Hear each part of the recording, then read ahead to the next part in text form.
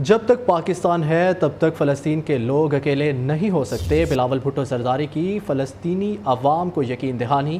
کہتے ہیں فلسطین کے معاملے پر پورا پاکستان متحد ہے۔ وزیر اعظم اور وزیر خارجہ دنیا بھر میں صرف پاکستان کے نہیں بلکہ فلسطین کے بھی نمائندہ ہیں۔ سانحہ کارساز اور فلسطینیوں سے اظہار یکجہتی کے لیے منعقدہ جلسے سے خطاب میں کہا، پیپلز پارٹی اور فلسطین کی جدوجہد کا ایک پرانا رشتہ ہے۔ فلسطین کے لوگوں نے مشکل وقت میں پیپلز پارٹی کی مدد کی، ہم بھی ساتھ نہیں چھوڑیں گے۔ سیاسی خبروں پر نظر ڈالیں تو آپ کو بتائیں نون لیگ کے قائد میاں نواز شریف دبئی پہنچ گئے۔ ذرائع کے مطابق میاں نواز شریف سعودی عرب سے دبئی پہنچے۔ 2 روزہ قیام کے دوران نواز شریف مقامی لیگی قیادت سے ملاقاتیں کریں گے۔ 21 اکتوبر کو دبئی سے پاکستان کے لیے اڑان بھریں گے۔ نواز شریف کو عدالت سے ریلیف ملے گا یا نہیں؟ اسلام آباد ہائی کورٹ ایون فیلڈ اور العزیزیہ ریفرنس میں قائد نون لیگ کی حفاظتی ضمانت کی درخواست پر آج سماعت کرے گی۔ عدالت نے نیب پروسیکیوٹر کو آج دلائل دینے کی ہدایت کر رکھی ہے۔ ملک کو لندن سے نہیں چلایا جا سکتا، الیکشن کو ایک شخص کی واپسی کے لیے روکا گیا۔ واپسی خوشائند، مگر ملک کو چلانا ہے تو یہاں بیٹھ کر چلانا اور اپنا حصہ ڈالنا پڑے گا۔ بلاول بھٹو زرداری کی نام لیے بغیر قائد نون لیگ پر تنقید۔ کہتے ہیں سلیکشنز نے ہمارے ملک کی جمہوریت کا جنازہ نکال دیا۔ نفرت، تقسیم اور گالی کی سیاست کو چھوڑ کر مفاہمت کی سیاست کو اپنانا پڑے گا۔ پاکستان کو لندن سے نہیں چلایا جا سکتا۔ آج پاکستان کی آئین کو، پاکستان کی الیکشنز کو روکے گئے ہیں ایک شخص کی واپسی کے لیے۔ واپسی تو خوشائند بات ہے، امید ہے ریاست کے پورے زور دینے کے بعد استقبال بھی بڑا ہوگا اور الیکشن کمیشن آف پاکستان ہمیں الیکشن ڈیٹ کا اعلان اور الیکشن سکیجول کا اعلان جلد از جلد دلوائے گا۔ نہ میرا نہ تیرا، ہم سب کا پاکستان کے مطابق یہ ملک کو چلانا پڑے گا۔ الیکشن کا سیاست نے ہمارا جمہوریت کا جنازہ نکال دیا ہے۔ جنہوں نے پاکستان کا آئین توڑا، جنہوں نے پاکستان کے ادارے پہ حملہ کیے، ان کو سزا ملنا چاہیے۔ چین نے ایک بار پھر پاکستان کا ہاتھ تھام لیا۔ تاریخ ساز ML1 منصوبے پر معاہدہ طے پا گیا، جلد ٹریک پر ٹرینیں دوڑیں گی۔ وزیر اعظم کے دورہ چین نے سی پیک میں نئی روح پھونک دی۔ پاکستانی اور چینی قیادت پھر ایک پیج پر آ گئی۔ چینی وزیر اعظم سے ملاقات میں مفاہمت کی کئی یادداشتوں پر دستخط۔ چین کا United energy group Pakistan oil refinery میں بھی $1.5 ارب لگانے کا اعلان۔ وزیر اعظم انوار الحق کاکڑ نے دنیا کو سی پیک منصوبے میں سرمایہ کاری کی دعوت دے دی۔ دوسری جانب پاکستان اور چین کے درمیان ML1 منصوبے پر بڑی پیش رفت، معاہدے پر دستخط ہو گئے۔ سیکرٹری ریلویز کے مطابق ML1 اسٹریٹجک منصوبہ ہے۔ معاہدے سے پاکستان کا ٹرانسپورٹیشن نظام تبدیل ہو جائے گا۔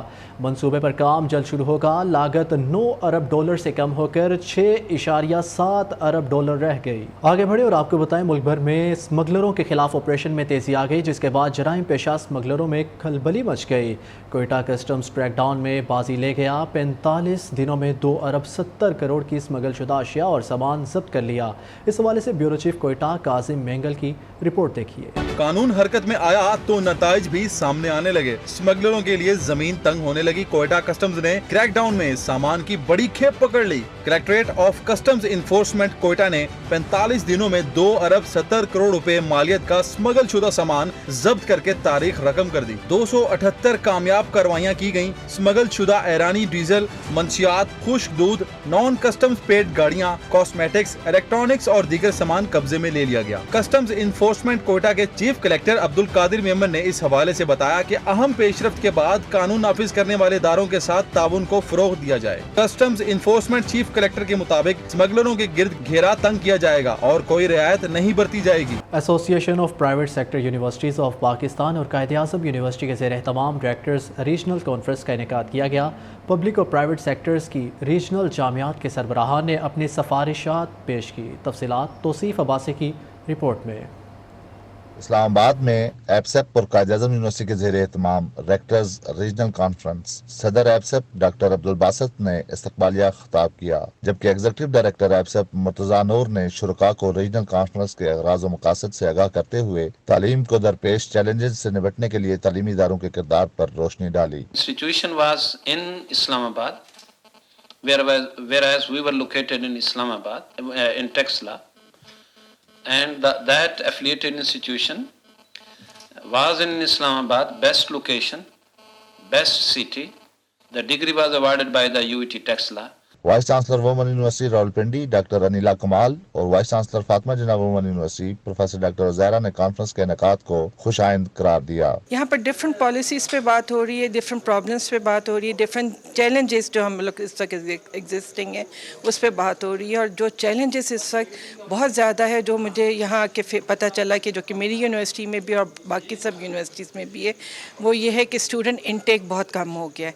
उसकी क्या वजूहत है? उसकी वजूहत क्या फाइनेंसिस हैं या कोई और वजह है? Director FAST doctor Wasim Shahzad ने कहा कि हमारा हायर एजुकेशन सेक्टर अभी अंडर डेवलपमेंट है। यहाँ पर बहुत ज़्यादा जो डिफरेंट रिफॉर्म्स की ज़रूरत है और आज की जो मीटिंग में लोग इसी चीज़ को डिस्कस कर रहे हैं कि क्या क्या इनिशिएटिव लिए जा सकते हैं जिससे हम जो है अपने हायर एजुकेशन का सिस्टम इम्प्रूव कर सकते हैं और जो ग्लोबली एक वर्ल्ड है उसके साथ हम जो है कम्पीट कर सकते हैं। कॉन्फ्रेंस में आलमी चैलेंजेस के तनाज़ुर में पाकिस्तान के आला तालीमी शोबे को दरपेश मखसूस चैलेंजेस और इन पर काबू पाने के लिए हिकमत अमलियों का जायजा लिया गया। शुरका की तरफ से सामने आने वाली सिफारिशात दिसंबर में मुनक़दा कॉन्फ्रेंस में ज़ेर बहस लाते हुए मुतल्लिका महकमों को इन पर अमल दरामद के लिए लिखा जाएगा। मेडिकल कॉलेजेस में दाखिलों के हसूल के लिए कराची के तलबा ने दोबारा इम्तहान देने के फैसले को मुस्तरद कर दिया है। उन्होंने कहा कि खुदकुशी कर लेंगे लेकिन दोबारा टेस्ट नहीं देंगे।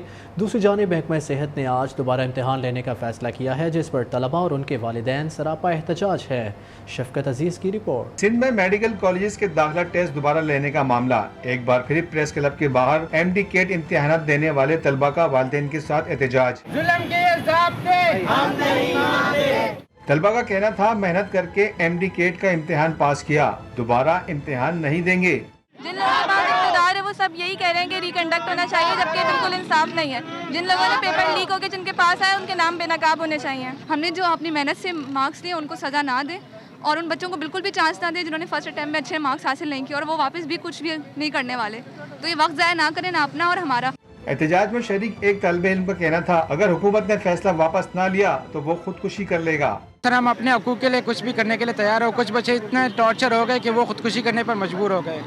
सर तो हमारा मुतालिबा है कि बच्चों को इतना टॉर्चर ना किया जाए। एक तो टेस्ट के लिए स्टडी से इतने सर स्ट्रेस होता है और अगर इसके बाद भी हमें इंसाफ न मिले तो सर ये बहुत जुल्म है। एहतजाजी तलबा का कहना था अगर दोबारा टेस्ट लेने के फैसले को बरकरार रखा गया तो अगला एहतजाज गवर्नर हाउस और वजीर आला हाउस पर होगा। कैमरामैन मोहम्मद जुल्फिकार के साथ शफकत अजीज, नेओ न्यूज़, कराची। गज़ा पर इसराइल फ़ौज की जहरियत और हज़ारों फ़लस्तीनियों की शहादत के ख़िलाफ़ उम्मत मुस्लिमा के हुक्मरानों को महज मज़म्मत और बयानबाजी के आगे बढ़कर इसराइल के ख़िलाफ़ फ़ैसला कुन इक़दाम करना होंगे। इन ख़यालात का इज़हार का मुकर्रीन ने सुपीरियर यूनिवर्सिटी के ज़ेर एहतमाम सेमिनार से खिताब करते हुए किया। I'm here to ask everyone with a conscience to go to the street.